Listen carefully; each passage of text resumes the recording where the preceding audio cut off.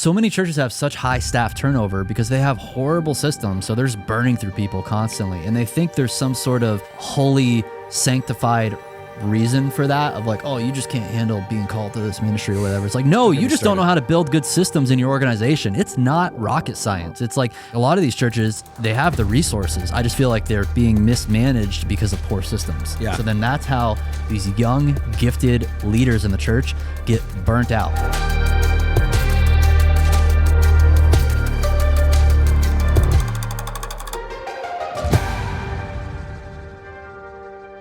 The past few weeks at Rock Harbor Church, where I serve, I've been playing keys, worship keys. I've only been playing keys in a band now for like 2 months, and I'm actually having a lot of fun. And the other thing, the realization I had just a couple days ago on Sunday is this is the most fun I've been serving in worship teams regularly actually since 6th grade. I've been leading them since I was 15 or 16. So 20 years, I think. This is the most fun I've had in a worship ministry. So I just wanted to like reflect on why is that so? Why are things, especially particular at Rock Harbor Church, going so well right now? Because they haven't always been this way. And then what are some of the practical takeaways that people can have for building a thriving worship and production ministry at their own church by hopefully having some lessons from what we learned. So the most jarring realization I had was like I started coming to Rock Harbor 3 years ago. So February of 23, they had just acquired the Lutheran building that we meet in, and we had our conference in. And they were a church of, I think at that time, Rock Harbor was probably pushing 50 to 100 people, something like that. They were a church plant that had recently been founded in 2019, end of 2019, right before COVID. They were a mobile church. Eventually, they were renting that Lutheran building, and then that church ended up selling it to Rock Harbor because there was like a dozen people or so left in that Lutheran church. So 2023, the beginning of that year, that's when my family started attending there because they're super local to where we live. And I met with Pastor Kevin. I was on board with his vision for the ministry and the church and how it's going to impact our community. So I'm like, this is fun. And I saw the opportunity of like, there's a lot of building that has to be done there because they had some part-time worship leaders at the time and some great volunteers who are still there to this day. But it's pretty evident there was just a lack of the skill and systems required to maintain like a ministry at least the standards that I've been used to, even in small to mid-sized churches. So it's been a fun journey because like you can go back on our live stream on YouTube at Rock Harbor and kind of see for yourself, go back to 2022, 2023, and then look at early 2026, our stream today. That itself kind of shows like, wow, this has come a long way. The church has grown a ton. We are probably closer to 600 people on a Sunday now between two services. So we went from small church to medium-sized church fairly rapidly. And also I want to give people the context. Like a lot of people do view, Churchfront as like the small church media resource, which I am. But the good thing about small churches is they often turn into bigger churches because people are coming. Yeah. We're having baptisms every single Sunday and such. That's awesome. And I also want to speak to that. We get a lot of people voicing in the comments like, oh man, Jake used to have budget friendly solutions and stuff on this channel. And now he's, they're like the bougie solutions and stuff. And I get it. Some of the stuff we put up here, mainly because like we just nerd out over it. We're always looking for better solutions. And when you're in a space where more resources come, yeah, we can reinvest into the system and make it better. But we're also, even some of the clients I've been visiting lately, they don't have endless resources to work with. So we're still having to value engineer a lot of solutions, and we'll make videos about that coming up. So that's just a side note for those of you who think like Churchfront's, we're just a bougie integrator now. We're only doing the high end stuff. It's like, no, I was just at a church yesterday. They've got an X32. They got some old amps and old speakers. They don't have a budget for a new system, but I was like, hey, we can still help you set this up better. This church is right across the street from our warehouse. Oh, nice. Matt, the pastor, reached out to us, and I was like, oh, they're like 2 minutes from us. I'll definitely swing by there. Travel costs will be low. very low, very low. So Rock Harbor, though, like we are quickly developing from what was a small, scrappy church plant to now we're mid-sized church and we need the systems to sustain it. But I boil it down to 3 specific things that have contributed to the growth and flourishing of our ministry, and why I feel like, wow, this is the funnest ministry to be a part of right now. Whether I'm mixing on Sunday or whether I'm playing in the band, I look forward to Sunday. I'm having a blast. It's because of these 3 things. The Spirit of God is moving. We could talk more about the theological side of that and why and how does that happen. I think there's biblical reasons for it, but namely being the leadership at church at Rock Harbor, their heart is in the right place. Like we are pursuing God and we are seeking His will for our church and its community. We're biblically sound in what we teach, all of those things, right? What I'll talk about a little bit more today is the next 2, which would be skills. That would be the second S, so to speak, of my 3 S's. Spirit, then skills. We have gotten to a place as a church where we've built the momentum with the level of skills on our team that it's attracting more people with skills. And a lot of this too, I think a lot of it started when we hired Brian, our worship pastor, close to 2 years ago now, to be the skilled worship leader on staff to like help lead and drive the ministry forward, especially from a musical standpoint. And that has brought a lot of other people to the church and to like kind of raise their hand to be like, yeah, I'm a fantastic drummer. I want to be a part of this now because we have very competent leadership on the team. And then I would say myself and then Asa coming on the production side, helping support all of that, knowing how to operate all the tools that we have now to the best level. And then finally it's system would be the third S. And I think this is the one where we probably still have the most growing pains, because especially for someone like me where my life during the week building Churchfront is all about systems, because it's like that's the only way to keep sane. And I pick on Pastor Kevin about it sometimes where I'm like, we're like 5 minutes prior to the service, we're like putting Pro Presenter slides in or stuff like that for announcements or for sermons, sermon slides. And I'm like, we need a system to make it so we are not editing Pro Presenter 5 minutes prior to the service, right? So we built a lot of systems. They're come a long way, but we still have some work to be done there. But those are the 3 areas that if you could assess like where your church is at, maybe you could assess too for your church, Matt, like where are we when it comes to, is the worship being driven by God's Spirit, and then is it being supported by skills and system? And then how are we investing into all 3 of those areas to further strengthen them? So I think that's why we've arrived to this place where I'm like, man, I'm having a blast doing this right now. Okay, so let's dig into each one of those 3 individually first.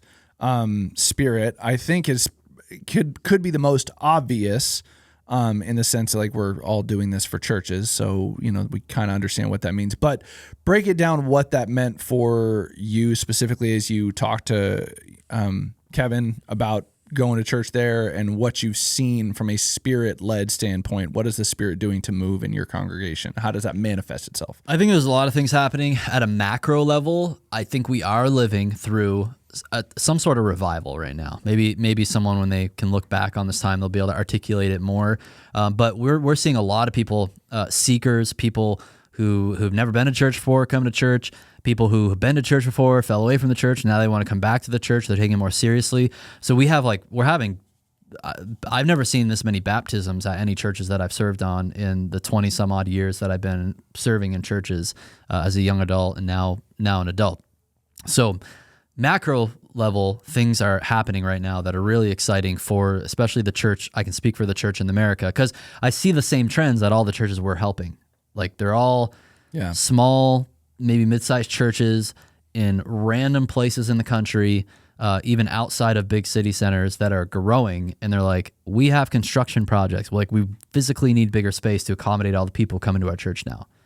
That's exciting. So I think the Spirit of God is moving at a macro level, and then on the micro level in the church, I'm seeing a lot of the momentum in the evangelical non-dom churches who have doctrine that kind of goes in line with just the evangelical tenets of the faith, where we take a personal belief in Jesus Christ as Lord and Savior very seriously. Evidence of like regeneration of like, wow, my life is actually different, because I'm over the alcohol and all the bad vices that I used to live in, that type of sin. Now Jesus has genuinely changed my heart and my life.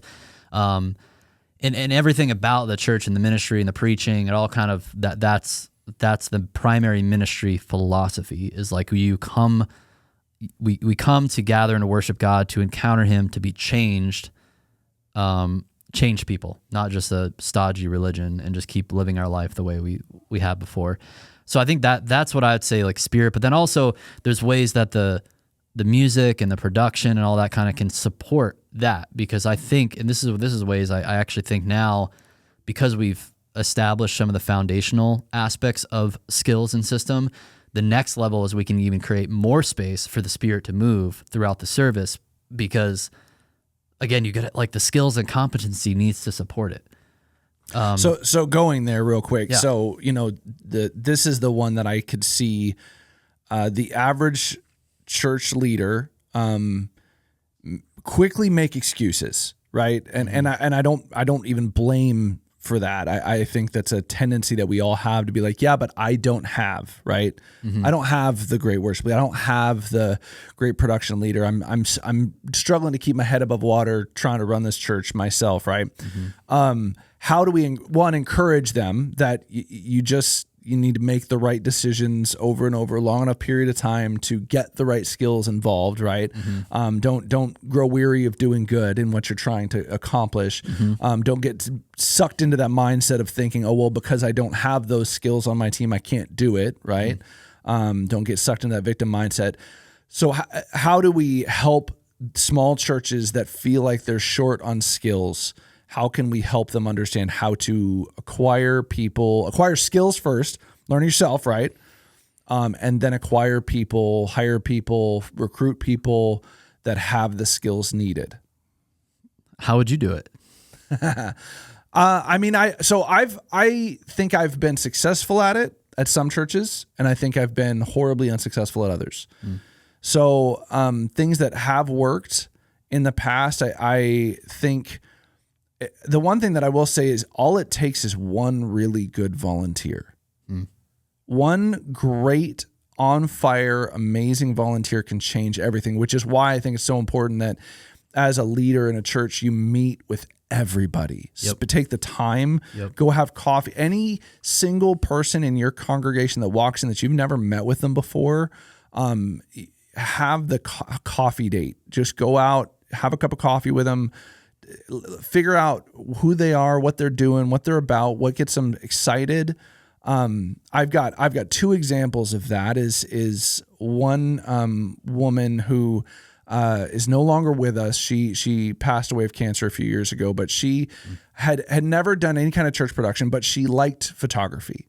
And so she signed up for to be a volunteer on a production team. I didn't go out to coffee with her because I was always very cognizant of like girl, guy, sitting down together things. But I made sure to call her, and I had a nice long 30, 40-minute conversation with her about what she loved to do. And I got her to come out to the next service and just shadow, and got to know her a little bit. She ended up becoming one of our dearest friends, Taryn and I. And over the course of my time at that church, at Grace Church, this is the church that I feel like I did do pretty good. She probably recruited a dozen people. A dozen. That's not even an exaggeration. A dozen people probably came to start volunteering at Grace Church because of Shauna. And then the other example was a drummer who had come out. We all know, if you've tried to build a band for any amount of time, like how hard it is to find good drummers. The most important role is a drummer. Yeah. So I actually was already relatively blessed. I had a couple really good drummers. I had a young kid who was a phenom, who was coming up and learning and getting good.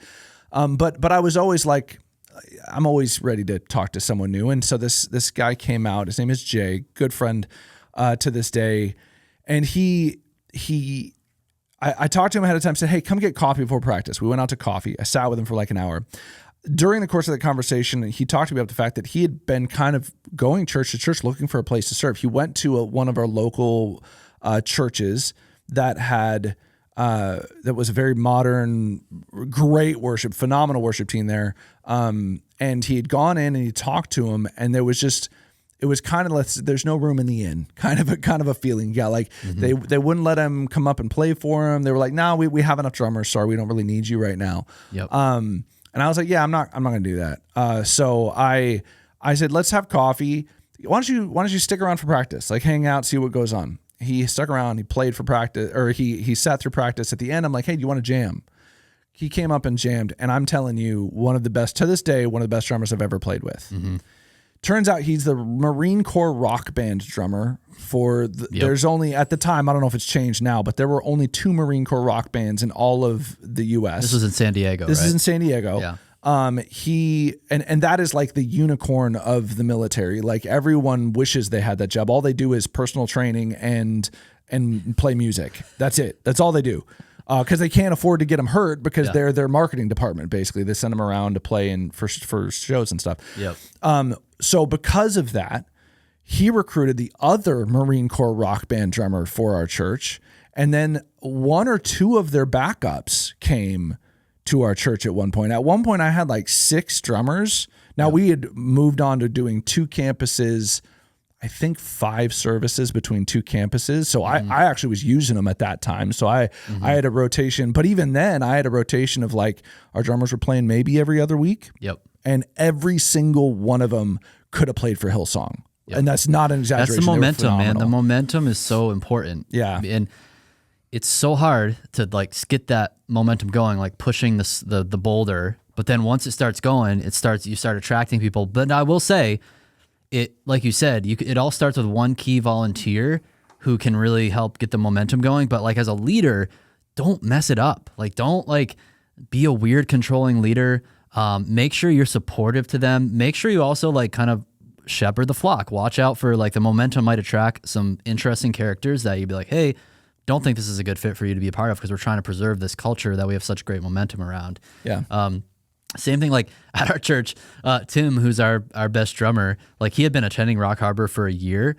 He's an incredible drummer and like probably the best in our town here. And he didn't want to serve in the band because it was like, it was tough. Like it was really kind of musically atrocious to listen to. And then as soon as Brian started leading, he's like, yep, I'm here. I can help out.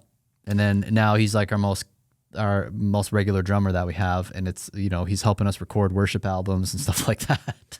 I think that speaks to something. This is probably one of the hardest aspects of worship ministry specifically. And I have a heart for it, and my heart breaks for those that get hurt through this. But there is an element of pruning that has to happen sometimes. Mm-hmm. There is a time when you're like, hey, I don't think you're a good fit for this ministry. We've all, if you've been in ministry in a worship position for more than 3 or 4 years, you have been at the point where someone is singing or someone is playing that probably shouldn't be. Now here's the thing. There is no standard rule for this. There's not like, hey, you need to set your line here and they need to be this good. There is a culture, there's a community, every single place. There are people that are just below what you would consider good enough, but their heart is there, they're faithful. Like those people, you probably need to find a space for them, in my opinion. Yep. Especially if you're not trying to be, because there genuinely could be a better space on the team in the ministry where they will flourish even more. Everybody, I think, has a unique gifting, and what's unfortunate is when they feel like they don't have a vision for where that gifting could better serve the church, so they never try it. No one ever recommends it to them, and then they get frustrated, or other people get frustrated with them because they're in a role that's like, hey, you're just really not the right fit, right? And that's why I get excited about the things like the Working Genius, because again, I've had that happen on our team at Churchfront. Like, you are awesome, you're gifted, but like we should really shift you over here because you're going to really thrive and flourish in this role. And as a leader, you have to be able to cast that vision for people and pastor them through that, so they see like, wow, God really does have something better for me here. And depending on the situation, might not mean they have to completely unplug from this other area. They could be involved in some other way. But you're right. You got to make that hard. You got to have that hard conversation sometimes, do it in a loving way, but do it in a way that's like, hey, I think God's got something better for you over here. But be honest. If it's like, hey, if there's character issues, like we got to address, we got to address. Yeah. Yeah, and the tough part for worship leaders is always that we musicians tend to base far too much of their identity on their talent. Yep. We see this in the world too. Our identity is everything but what it should be in most of the world and how they look at us. But you have so many musicians are like, oh, singing is who I am, and it's like, I don't think it is. You know, if it was, you'd be better at it. And I don't mean that in a painful way, but it's like, first of all, it shouldn't be, never was. That's not who you are. It's what you do, it's what you've been doing. Doesn't mean what you have to do forever. But yeah, that is hard. And I think you have to communicate that in a soft, gentle way to those people that don't take this as I am speaking about your identity. I'm not like you are not devalued because this is not the right role for you in our team and in the church. We want you here. Anyways, so that is skill, and it's probably one of the hardest pieces to tackle.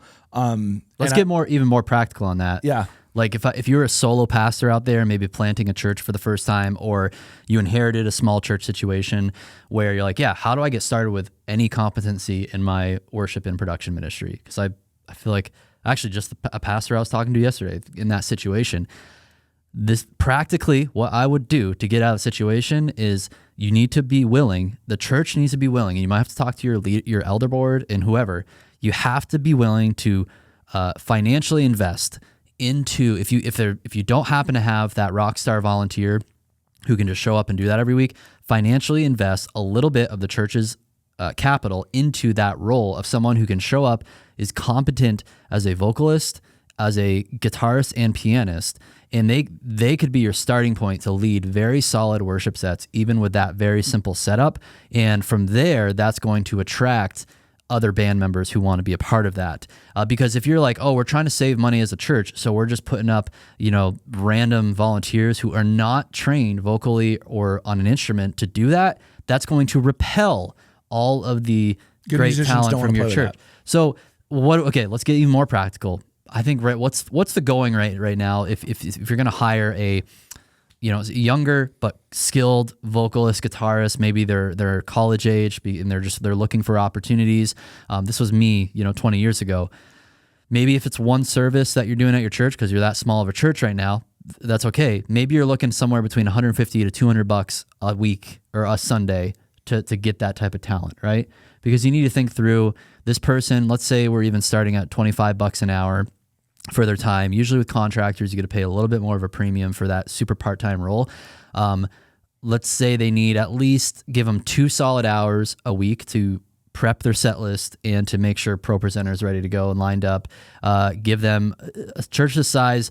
I don't feel like you should have to be doing, especially a band this small, you don't need a midweek rehearsal. They should really just be showing up on Sunday morning to do like a sound check rehearsal there and then execute Sunday. So even that role, you're talking like less than 6 to 8 hours a week of work. So what's that? $200, 25. If you're doing 25 an hour, that's about 8 hours a week of a budget, right? And like I said, I think you can justify paying a little bit higher amount there. But I think if you're there, just start there, and then you talk with your leadership board, be like, hey, leadership board, we really need to allocate $10,000 a year to have some baseline of competency, even at our scrappy church, to make sure we can have the foundation of a solid worship and tech ministry.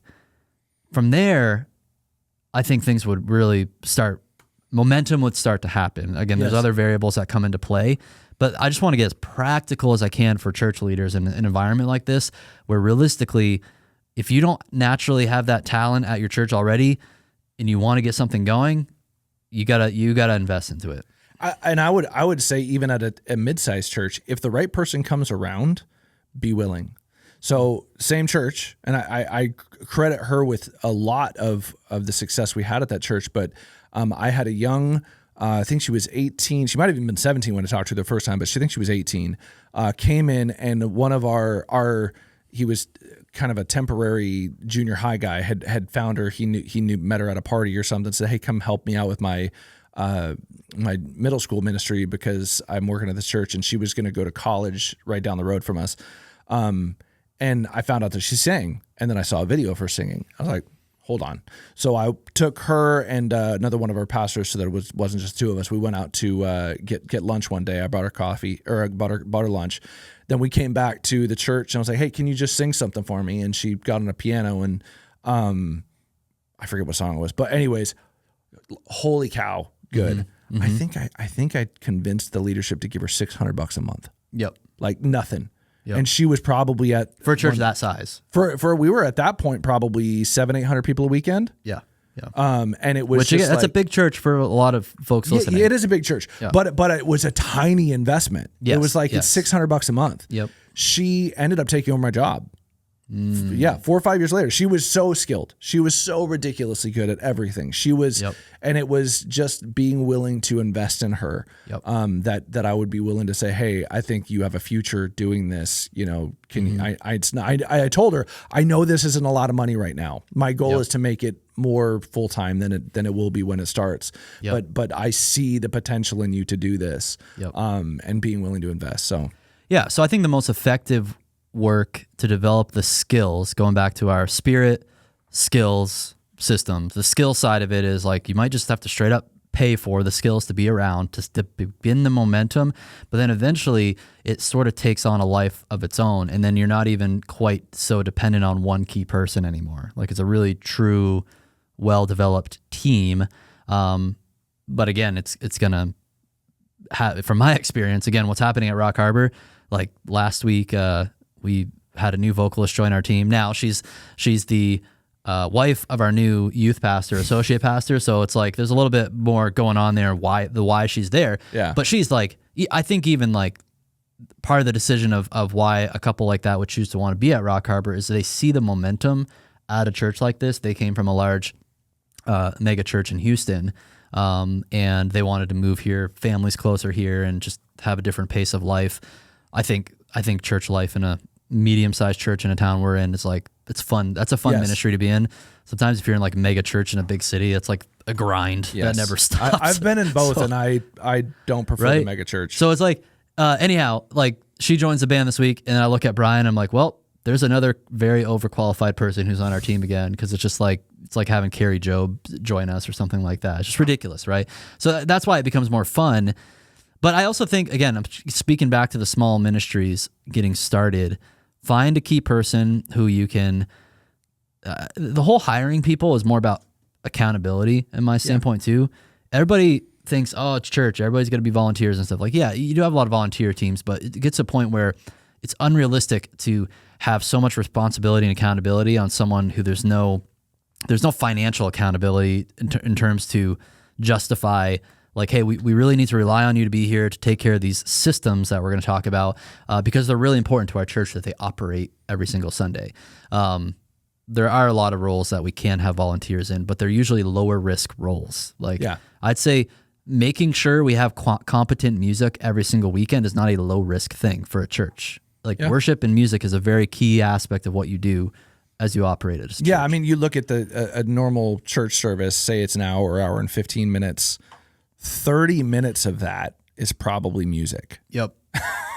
It's a solid 25%, or not 25%, a solid like 45% of what you're showing to people coming every week. Think about the payroll allocation to that. We're okay paying a full-time salary of, I don't know, anywhere from 60, 70K a year for a lead pastor up to over 6 figures a year for the lead pastor to preach for half of that time.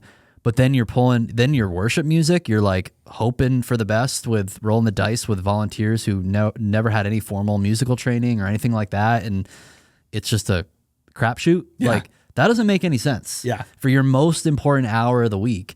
A lot of people are like, it's just 1 hour of the week. Well, it's a very important hour of the week that drives everything else. It shouldn't be everything. Should not be everything you do. It's a starting point, though. Yeah. That's what theologically worship is, the starting point of the church gathering to worship. It's our main why of why we do all the other ministries and stuff. So it ought to be a decent chunk of the resources going into that. It's a whole other different topic. Yeah. But so we talk about spirit, we talk about skill, and then the third thing is systems, because that's the other aspect that's really important. And this is the one where you and I were talking earlier. You really have a lot more control to implement good systems now, no matter how skilled your team is, or no matter how big your team is. but having efficient, solid systems for how do you plan services, how do you schedule people. A lot of this is using good software these days, like Planning Center, which is very scalable, starts very affordable. It can grow with your ministry to be, if you're a mega church. Having systems for how do we rehearse, how do we do sound check.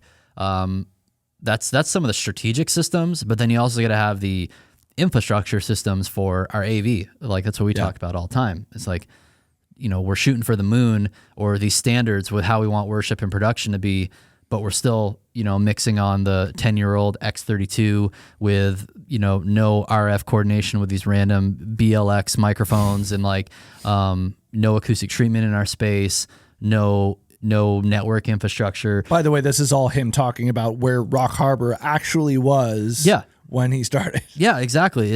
And the infrastructure of the churches I see every day that I'm working with. I'm like, guys, but the good news is you can still, if you combine skill with even limited resources with your systems, you can still have a great result. But they really play off of one another. Well, there's hard systems and soft systems too, right?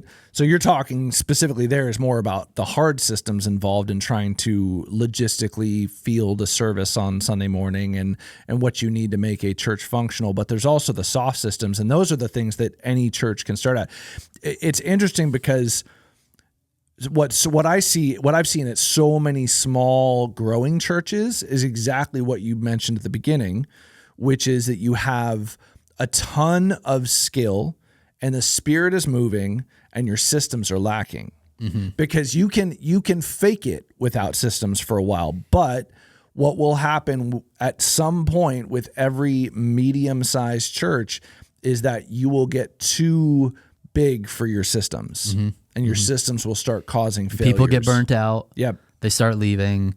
They're like, so-and-so, they don't care about, the ministry anymore, blah, blah, blah. I mean, there's just, I see it all the time, unfortunately. Yeah. Unfortunately, I see it on Google reviews of certain churches. But it is sad when it's like, sometimes your vision as a leader way outpaces the systems you're building. It's like, you can have big vision, but you have to be just as intentional at building the systems to support that vision, or else it's going to burn out and it's going to crumble. Yeah. You just can't do it. Yeah.